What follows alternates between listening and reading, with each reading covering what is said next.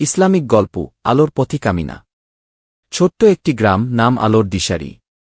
এই গ্রামটি ছিল শান্ত কিন্তু পিছিয়ে পড়া।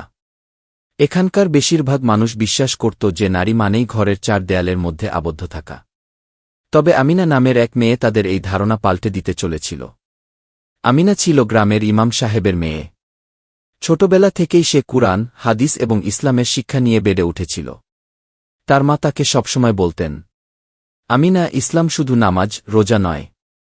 এটি মানবতা, শিক্ষা এবং নারীর অধিকারকেও রক্ষা করে। একদিন গ্রামের একটি সভায় কিছু পুরুষ বলছিল মেয়েদের বেশি পড়ালেখা শেখানোর দরকার নেই। তারা শুধু ঘরের কাজ করবে, এতটুকুই যথেষ্ট। আমিনা সেদিন সাহস করে এগিয়ে এল। বলল, কেন, ইসলাম কি মেয়েদের শিক্ষার বিরুদ্ধে?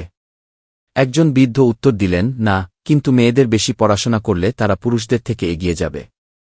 এতে সমাজে বিশৃঙ্খলা তৈরি হবে। আমিনা তার বাবার কাছ থেকে শেখা কথাগুলো বলতে শুরু করল। রাসূল সাল্লাল্লাহু আলাইহি ওয়াসাল্লাম বলেছেন, জ্ঞান অর্জন করা প্রত্যেক মুসলিম নর ও নারীর উপর ফরজ। উম্মুল মুমিনিন আয়েশা রাদিয়াল্লাহু আনহু ছিলেন ইসলামের অন্যতম বড় জ্ঞানী। তার কাছ থেকে অনেক সাহাবী শিক্ষা নিয়েছেন।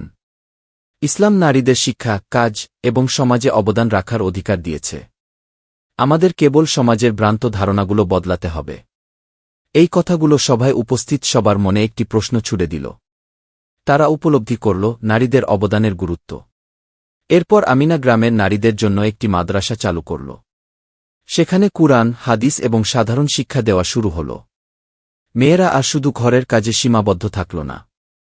কেউ শিক্ষক হল, কেউ ডাক্তার, কেউ বা দায়িত্বশীল মা। গ্রামের পুরুষেরাও ধীরে ধীরে বুঝতে পারল নারীদের ক্ষমতায়ন মানেই সমাজের উন্নতি। এই পরিবর্তনের মাধ্যমে আলোর দিশারি গ্রামটি সত্যি আলোর পথে হাঁটতে শুরু করল। গল্পের শিক্ষা হল, ইসলামে নারীর ভূমিকা শুধু পরিবারের সেবায় সীমাবদ্ধ নয়। ইসলাম নারীদের অধিকার দিয়েছে শিক্ষা, কাজ এবং সমাজে সমানভাবে অবদান রাখার। শুধু এই সত্যটি বোঝা এবং সমাজে প্রয়োগ করা দরকার।